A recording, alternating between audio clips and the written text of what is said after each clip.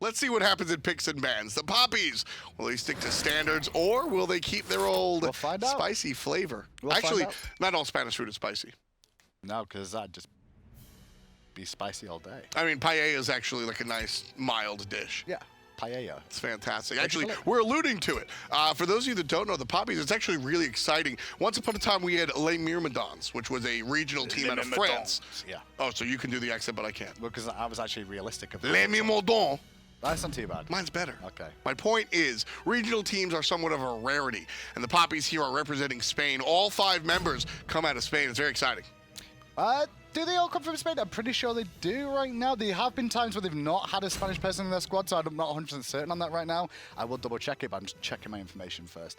Ravana, though, gets through this time after the banning phase. Jungle, focus for that for sure. I think the Bologna ban is more important than the Ravana, in all honesty. Erlang, Shen, and Fafnir, Eanix can deal with that. Bologna, the thing with Bologna is, yeah, the stun and all that, 50 protections in the circle that she jumps in changes a team fight, whether you realize it or not. So, very big ban. Ravana will be joined by Sol and Terra on Eanix. The Papis, however, Erlang, Shen, and the Fafnir. Who goes third?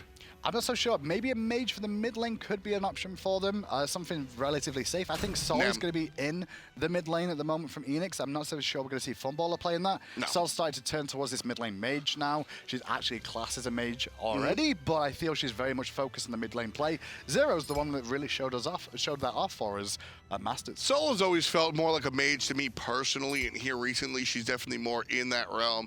I think that she's going to be able to work out in that mid lane, like you said. If it was a Chronos, I'd say that's going to Funball despite the meta. That's his guy. I mean, Lawbster plays quite a good Chronos too, yeah, so it's a bit rough to actually commit that one, just in case. Yeah, we'll see.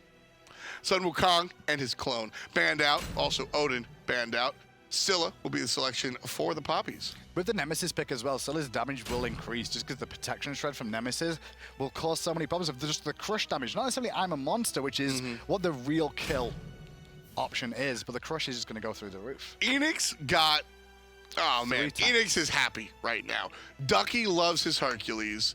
You've got Ho Yi in the hands of Funball, and then Ravana on the new jungle. I think this is a wonderful selection for Eanix. Across the way, Papis still get their flavor. They get the Cupid for Warchi, which is one of his go-to characters, and although you lamented the fact that you kind of wanted them all in, Nemesis and Scylla are going to work out very well in the late game and a little bit. I like the draft for the Papis. I do prefer the draft and the Papis this game. And when I said like I wanted a little bit more, not necessarily over flavor, I think this is the right amount of flavor for the team.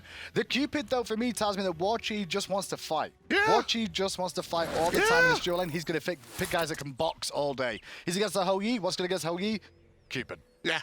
I mean, that's what. What's good against Rama? Cupid's pretty solid against Rama too. Yep. What's good against Hercules? This is where you say Cupid. Anti-heal. Say Cupid. Anti-heal. Say Cupid. No, because it's not necessarily Cupid. It's anti-heal. It's Cupid. Cupid can ult and he can't driving strike. What about Cupid with a brawler speed stick? Oh. Now say Cupid. No, I'm not so sure. No, I'm not sold. You know why? Say Cupid! No, because Brawler's Beast Stick on Cupid isn't that good because you only get to proc it off your Heart Bomb and off your ultimate, so you're not going to get full use of it. Cierra la boca. Warchi's Cupid is the answer, okay? It wasn't game 1. So let's see if it works out game 2. I honestly enjoyed Warchi's Cupid. I think it was about the rest of the team. This invade is very interesting. Try and deny Terra from getting off to a good start. Although we do see the frenzy picked up early on by BigManTingz here for the power spike. They wanted to start with a Ho Yi in the jungle, take away some creeps, be able to use the ricochet to an advantage, but instead, Papis want to box them out and deny I love that decision from BigManTingz to go for the stun instead of the clear. Frenzy. Now with the frenzy, the ricochet not perfect, and the body blocks out of the support are going to be strong, but Warchi still has a long ways to go. Funball still on the chase. The clap will miss! BigManTingz! Oh, with the little man things. So what happens now is this lane becomes very... Oh no, the double shot changed that. I was going to say, it becomes very, very slow in the duo lane all of a sudden, but now Warchi's in trouble and Funballer still wanting to chase that down. The first ricochet from Funballer, you said, wasn't really on the mark. It was perfectly executed for me. He got the wall bounce he was looking for because he realized he couldn't get the angle with his auto attacks. I thought he was looking for he bounced it off the wall, which was perfect. And the second one with the double tap puts Warchi under more pressure. The good news for Warchi, though, is he is Cupid, so he can resustain. Here's the deal, though. Cupid doesn't want to get the hearts right away. No, but he may have to. Like, to be fair, it's yeah. level 3. He'll probably get it at level 3, more than likely not level 2, unless he really needs to sustain that. But I think his health pool, I'm not sure if I think he did start Death's Toll or Transcendence, which means he's got health potions galore. No, he didn't start either. I thought he was going to be Transcendence tier 2 and health potions, but no. He went with the Blue Stone. Blue Stone boys. Creed, he'll be fine. And I think that's the Fine's pushing it. He's going to get pushed out of lane here. He's got teleport though, so he will be back in time for his full wave. And I think that's the big talking point for Papis and me is how well Creed can do in the solo lane this season. Because Creed's coming up against where I believe EU is so very strong right now is the European solo laners are insanely good. And every matchup is going to be more and more difficult every single week for Creed. And he's just got to find that balance of like where he measures up against them and learn from playing against them. Ducky's one of the better players, but he is fresh. He is newer, right? Yeah. So once we see him start going, I want to see what he does against Variety. I want to see what he does against some of these more veteran players. Ducky, I think, especially on this Hercules, is one of the stronger players in the league. Here comes the rotation at Lawbster, and Warchi with a nice dodge gets away from the mid lane once, but not twice. Lawbster gets the first kill. Look where the Papis mid laner and jungler are right now. They were late getting back to the lane to go and clear the wave. It means they were trapped there, unable to rotate to the left-hand side. I guess the call was a little bit late from the Papis jungle and mid laner as well to that dual lane. They could have a rotation coming out. And in the end, they get punished for it with Faeles rotating and Lawbster too. It's a big rotation with no punishment. The only punishment that happened was the loss on the right-hand side of the Elementals, but that was already answered back by the Oracles by Eanix. That was just a great rotation out of the mid lane. I hesitate to call it standard, but when your dual lane is that pushed up for that long after that engagement that went on in the jungle, you know, you have to expect the mid lane to come through. So really nice job by Lawbster to do exactly what he kind of needs to do. I like this commitment from Dheylo to the right side if he can find Ducky here, but double knock up, double pull, double boulder, double Ducky. But it's not enough. I love the play though. The fact that he comes into lane to just farm and hits the full wombo on 2 characters. Ducky's showing there's a reason Eanix picked him up from Lion Guard and looked to hire him and kind of showed it there for a second. I told you, man, Ducky on this Hercules specifically, Ducky in general. So Ducky, what makes Ducky so good for me is that EU and NA have two different metas when it comes to god selection and understanding of the game. North America, for example, the most recent example, I guess, is the world of Cabrakan, right? Ducky is a guy that bridges that gap. He understands North America, he understands Europe, and he kind of plays both wherever he needs to. I love the fact that Draco Malfoy being behind is going to give Eanix such a lead now, because you can just see BigManTingz has his ultimate. Dracomarino just wants to hit level 5 so we can have that Dragon Form start making an impact on this Fafnir that everyone's been crediting for being so strong. Draco Malfoy? Did I call him Malfoy? He called him Malfoy. Sorry, Dracomarino. I knew I was going to do that once because, like, as soon as I hear Draco, that's what I think of. The old school Draco Malfoy. Right, but Harry Potter plays mid in North America. It's an Andy joke. It's an Andy's joke? Oh, okay. I'm not sure. It was a bad one. I'm sorry, I don't see many games with mid laners from North America in them in London Internationals, so I don't remember them that well. See, I just made the bad joke. My bad. I made the bad joke. I made you look better by doing a salty one instead. I'm with you on that. Going for the salty joke. Faeles looking for the assault on the right-hand side. But at the same time, I like the fact that we were both trying to set up for the other thing. Faeles was waiting there to see what Dheylo was going to do. Dheylo did exactly what he did last time, where he just wanted to show presence of like, excuse me, Ducky, just recognize that I am a Nemesis. And if you do step one hair too far forward, we will commit to you, and we will try and kill you. And I like the Faeles didn't jump in there. If Ducky finds the flip kick, then Faeles finds a route, a jump forward, etc. But he just takes the farm and walks away. This game's been a little bit as slow as game 1 was, I believe, at the start of the game anyway. The only difference is that Papis are not in the lead in this one, which means that they're just trying to farm up, look for the camps, catch up a little bit in this experience. It's not much of a gap, though, between the two. It's only that first blood that's really separated them. I mean, so in game number 1, right, Wheelish wanted to do early game things, wait during the mid game, and then punch people late game with their mage. Sure. The Papis here, they're just trying to tread water until Dheylo, Ojoboom, and Dracomarino are late-game monsters. Mid to late. And if the Papis can just hold and not give up too much early, like 3 Gold Furies as an example, they have to just keep treading the water, wait for this mid-game, and then turn it on. But if Draco gets caught here, could be a bit awkward for him. Obviously, he had Dragon Form anyway, so he's never really going to die in that situation. But the main focus is stay alive. Wait for Nemesis to hit that power, those power spikes that's starting to come through, and Scylla's crush damage to start really hurting. Yeah, my biggest key here is don't let Creed walk into 4 people like he did 17 times in game number 1.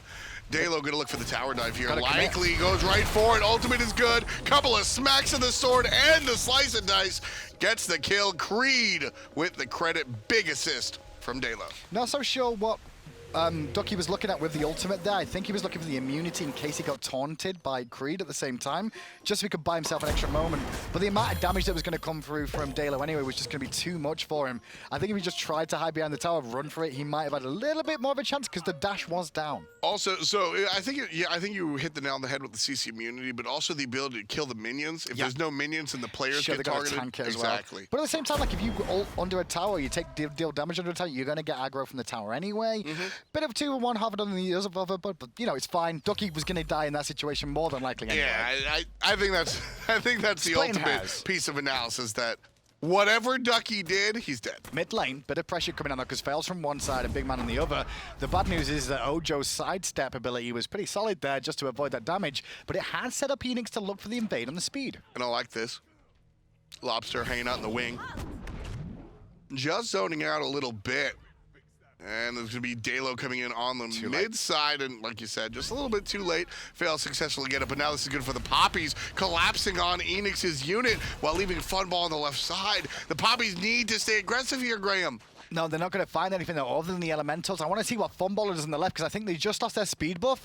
And with Funballer now being left on this left-hand side alone, he's going to get the red buff too. So instead of Papis only losing speed buff there, they end up losing their red too because they don't find a commitment or a trade in response to the engagement. Yeah, I don't think Funball needs to drop the ultimate there, but does just to be safe. First, yeah. You might as well use it, just make sure you can secure it. Also gives me an idea that Eanix won't be looking for a Gold Fury just yet. They've got to be a little bit worried of Iron Monsters, Fields of Luck, things like that, so they're going to need picks first of all. So sit back, carry on farming, get small leads, and continue to develop them. Duck is going to be in a little bit of trouble here as Creed starting to feel himself. Him and Bobo the dog able to deal some damage. We'll say Creed's looking a little bit more comfortable on the Erlang Shen. Compared to last game on that Sobek. But we'll see how he continues this for now because it is still early days on this Erlang Shen, and Hercules, you know, he's going to have a harder time clearing the wave to an extent, especially with all the pressure that Dheylo has been showing there as well. Funball showing that he's ready to take the fight. Level 11 to Warchi's 9. Certainly no slouch in this game. Earlier, Warchi kind of had the upper hand on Funball until that ROM started to get online. Here on the Ho-Yi, from minute 1, Funball has ran this lane. And he's 2 levels up now as well on Warchi, which is a bigger telling point for me. Especially when you think about how the game started between the duo lane, where they invaded, nobody got a single minion in the jungle, and they both ran to lane at the same time. They should have been behind every other lane in this game, and Funball is keeping pace with the highest level in the game in the solo lane, which is Creed. And a lot of that has to do with the fact that they've left Funball alone. I mean, even that giant team fight on the right side of the map, Funball was just kind of farming on the left side, which is exactly what Funball wants to do. Shift his shield on Funballer. Okay. Okay. Yeah. That's interesting. So this has been one of the more standard pickups. I mean, I say standard pickups, it's been like 24 hours. But recently with the latest patch, Shifter's Shield has definitely changed and has really helped out in the Hunter regard. Basically, you get more protections when you're at low health and you get even more power when you're at high health. That's the only real change that happens overall. Yeah, so he's going to get more power, but as soon as he gets low on health, he's going to have a bit more survivability. But this bait was pretty good to try and get Warchi in trouble, but he misses the route. He's still committing. It's a tanky man. Is that good old Ravana, and one of the reasons you see him banned so often. He also has 5 abilities because he bought a Sunder, so let me fix that face, says Faeles. And he successfully does so.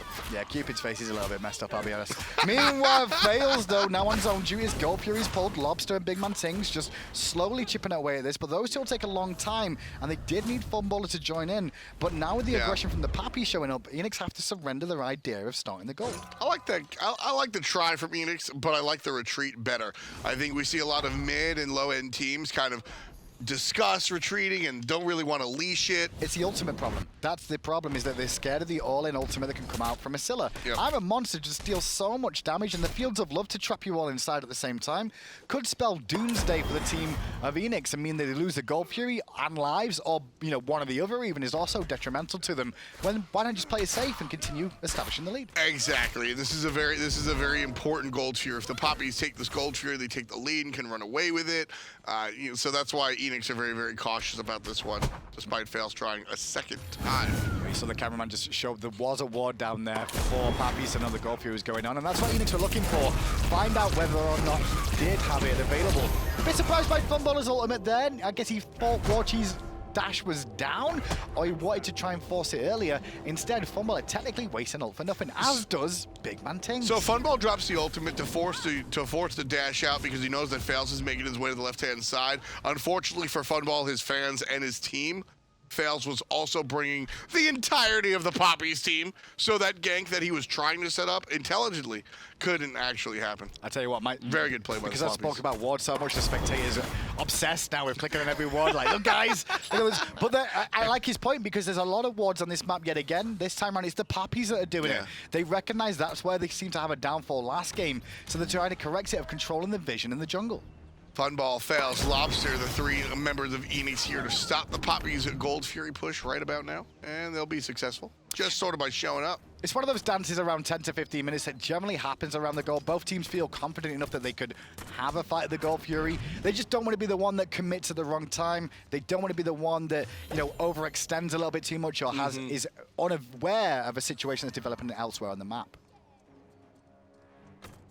13 on the clock. And just a 1,000 gold lead for Eanix, which is pretty much, I won't call it a tie game, but I won't call it a lead. No, it's not a huge lead. I mean, it's a start to a game. It's a very slow method. This is like old school EU with how game 1 went for me and how game 2 is. Early game, not too much happens. 15 to 17 minutes. All right, we'll start to see some action now, and then the game will develop.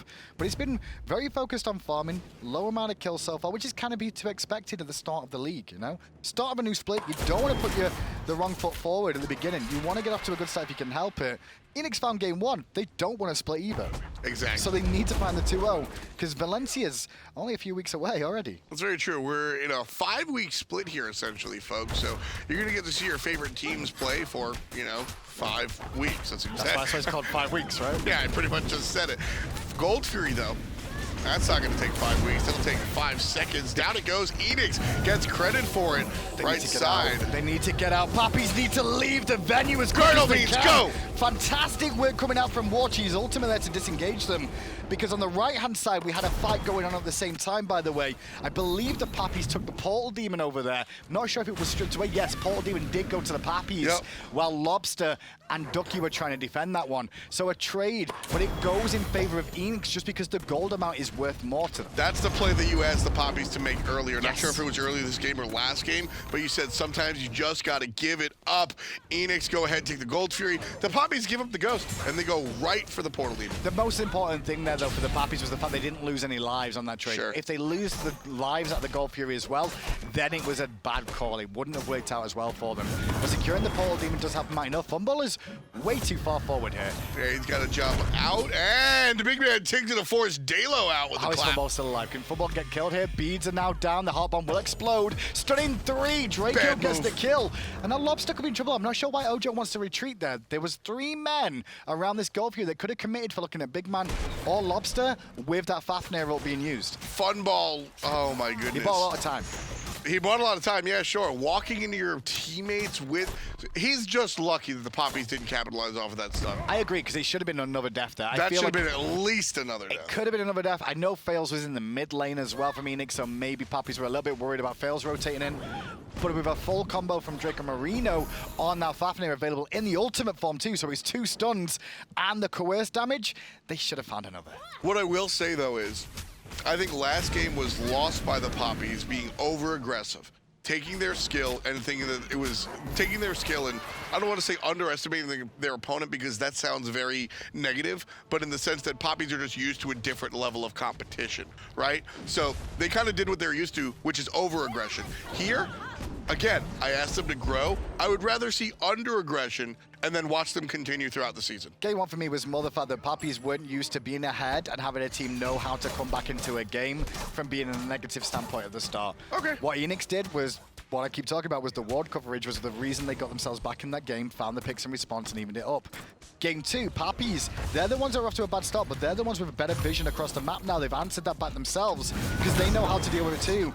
The one problem is, though, is that Funballer is just doing so well. It might be a different story now, though, as he full commit onto him. Yeah, Papis underneath the tier 1 tower. The duo lane, not going to get anything for it. 2 ultimates used, both the jungle and the hunter.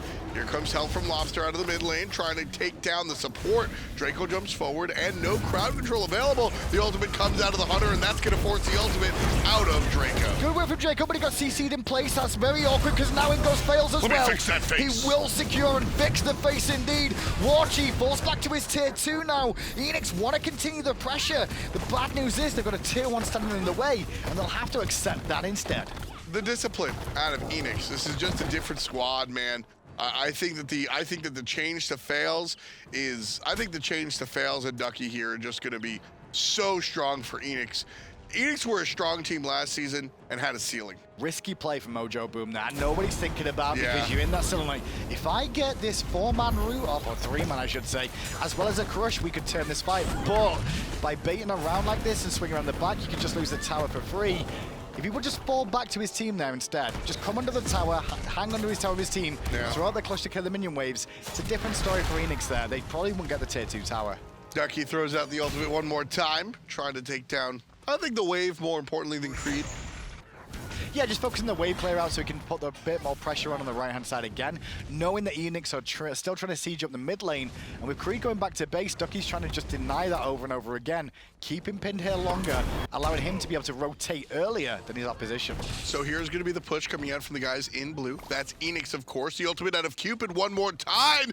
What was that? Not a strong look for Warchi. Trying to keep them off the tower, but I don't like the fact that it's Warchi the one that's engaging for this team.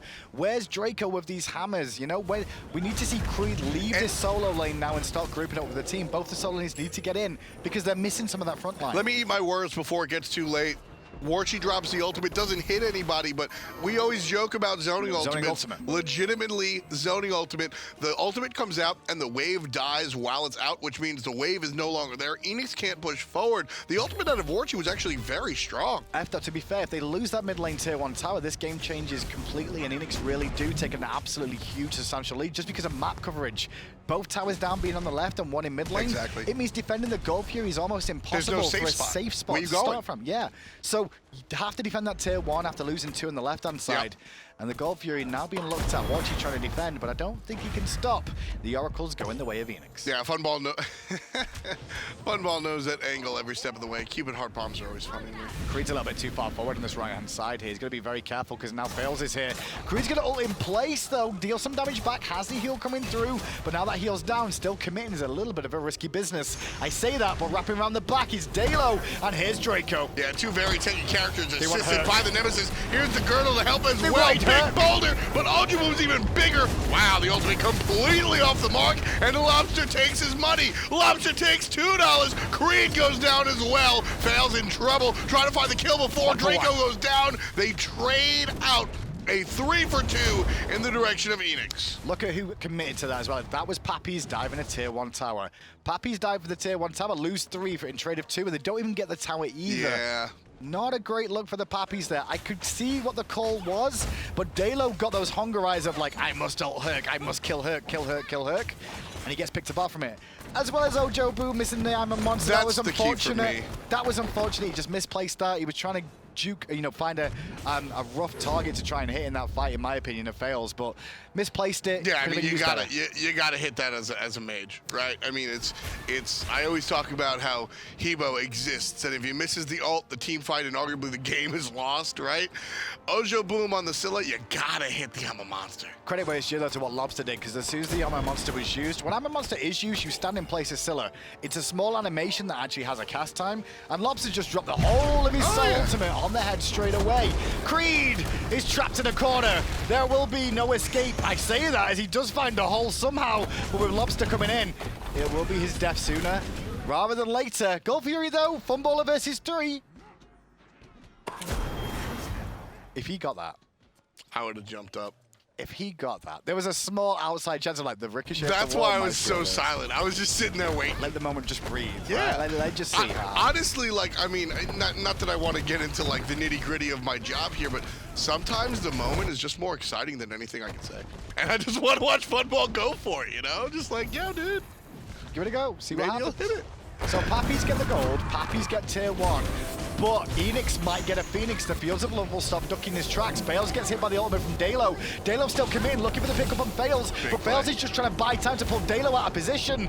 Luckily enough, Dheylo recognizes at the last moment and falls back to safety. What a great play by Dheylo. He goes ahead and he ults the most applicable target, which is going to be the Ravana, right? You get a lot of bang for your buck, but he's killable, unlike our Hercules. Plus, it's going to force the other characters that have peel to come peel for their jungler, which forces them off of the Phoenix. Just a wonderful heads-up play by Dheylo, understanding the correct target and how his opponents are going to react. If he ults anybody else, they might get the Phoenix. He ults the right target, commits to the target just the right amount. Wonderful play. Papis are doing a good job, though, of trying to stay objective even with trying to take down these towers. They get the Gold Fury, they get a tier 1 tower in the mid lane. Yes, they lose tier 1 and tier 2 on the right-hand side, but they've done a better job of trying to answer this back with towers of their own. This grouping from them, I think, is very solid. It's going to be to their play styles. It's something we didn't see before because they were very much split in these team fights, but now they're running around as a group and they can fight as a 5-man unit. Yeah, let's take a look at the graphs real quick, because I think this is a really important point here, is that what you saw from Eanix, there was a little bit of a dip right there, and that's what's enabled Papis to sort of just feel themselves. Oh, Lawbster just deleted Ojoboom! Where did he go? The dog was out, the Sentinel was down, but it's too little too late, and Lawbster gets a double kill. Another one for the mid laner right there in Fire Soul. 5-0-4. Lawbster looking hot. Hot, hot, hot. People underestimate the damage of Sol now. That's the problem, is everyone seems to underestimate how much damage it's going to do. She's a mage. Supernova, man. Supernova swings for the houses as well. She's a mage. She does mage damage. She also does this. Shred She's able to just towers. shred towers. And that's where Soul's new identity kind of sits. And frankly, her old identity, y'all just didn't understand it. If I may stand on my high horse real quick, right? When it comes down to it, you look at characters like Vulcan, and they're a mage, and they do very well when it comes to objective denial, which is what Poppy kind of wish they had right now. Oh, Ducky took a lot more than he bargained for there. But so did Warchi with Faeles coming in. Ojoboom is going around the corner, and Faeles maybe a bit too far forward, but he's got support from his team. Warchi drops the ultimate as well, going to control BMT for the moment, but he's a little bit too spicy for the Poppies to deal with, and the dash away is real.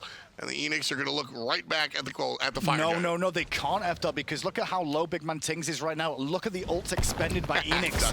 Papis have 3 ultimates available. One of those being the Scylla ultimate. Again, I keep harping on that because it's one of the best secures in the game, at least in this match. I like the Poppies there staying aggressive, looking for the players that are backing. They now know somebody was backing. Poppies are going to start the Fire Giant themselves. Funball has to jump away. Here's help from Lawbster. Big tall 3 players caught up, but Creed's in trouble. He gets kicked underneath the tower with arms wide open. Creed falls down. It's all about Faeles. And Ojoboom missed the I'm a monster, but now he's too far forward, and the bullet will chase him down. The double tap hits Draco a second time, and the dwarf is being chased down by an army. The Earthbreaker hits. Over the wall he goes, but he will get away. That was just a small difference between wins and losses for the Pappies, because I think Creed did that so well with the ultimate. Yeah. The follow-up, the backup just wasn't there in time to connect, and because of that, Ducky, who was peeling, comes back to his team and takes Creed back to the tower to pick him up. Ducky, Funball, you gotta stop. Ducky was so much fun. Funball, you gotta stop. Ducky was so much fun to watch. Funball, you gotta stop. Thank you.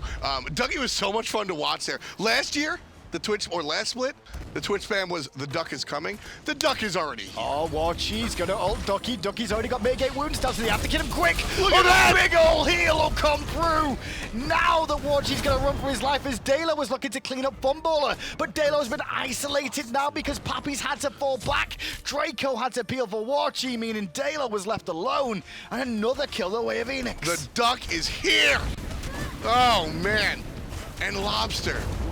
Lawbster has one of the oldest accounts in the game. When you talk about players that have been playing for Smite for a long time, Lawbster's account number is like 5. I might be exaggerating a little bit, but realistically, It's probably top 50. I think it's something like 50. He's been playing since closed beta 2012. And you want to know what's remarkable about Lawbster? He's never had... What? He's never happy. He never smiles. He's Norwegian. Yes. So I'm just trying to think of it. All of incredible. those are correct. Okay. But he's never had a down slump. All of these, I can name almost every single pro has had a moment where they haven't been as strong. And Lawbster gets quiet, but he's never bad.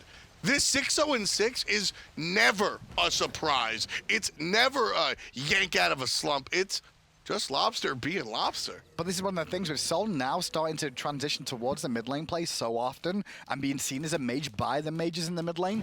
You're going to see a lot of the pros that have been around a long time do very well on it because the survivability of Disapparate will create so many situations for you to survive Draco. and get yourself out of a bad situation or deal a hell Oh, of it's a lot of combat damage. call.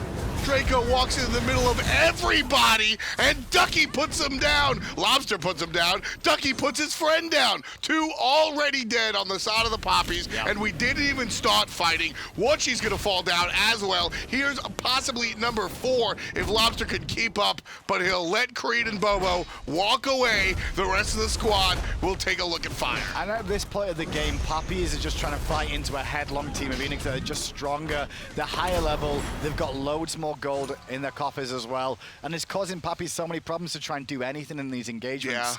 Yeah, they find one member. Eanix don't really care at this stage who they find. They just want to find a guy and blow him up. They just focus to Fafnir, one of the probably most survivable gods available to the Guardian role. Draco, that was an egregious mistake, unfortunately. Draco, and so I want to make sure that I say that I have really enjoyed watching the Papis fight from behind. This game specifically, they've been down 8K and they don't really care, and that's a mindset thing. I was kind of worried Papis might be a little bit off the pace of how the SPL flow will go. But coming into this, they've done some homework. Sure, they've prepped well.